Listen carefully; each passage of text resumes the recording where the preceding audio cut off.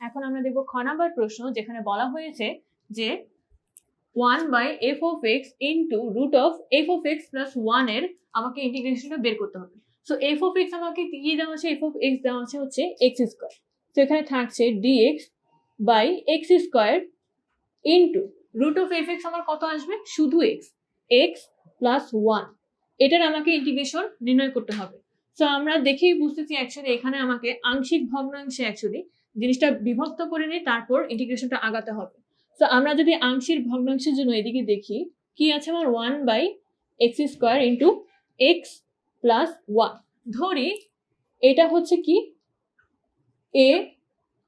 ax + b divided by x² plus c divided by x + 1, বা এখান থেকে লিখতে পারি যে 1 = ax + b into x + 1 plus cx²। আচ্ছা, এখন এই ইকুয়েশন থেকে যদি আমরা x এর বিভিন্ন পাওয়ারের সহগ সমীকৃত করে ফেলি, সেক্ষেত্রে আমি a b আর c এর ভ্যালু পেয়ে যাব। সেই ভ্যালু আমাদের কত আসবে, a হচ্ছে আমার -1, b হচ্ছে অনলি 1 অ্যান্ড c ও আসতেছে আমার 1।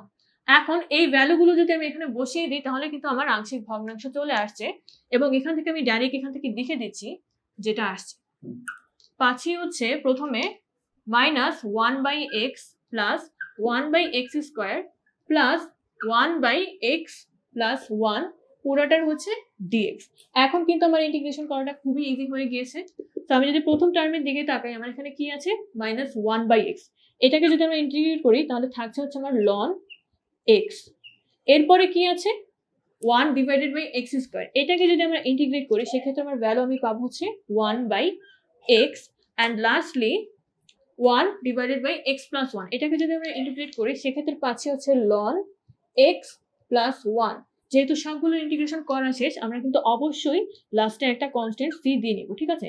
এটাই হচ্ছে আমাদের নির্ণয় উত্তর।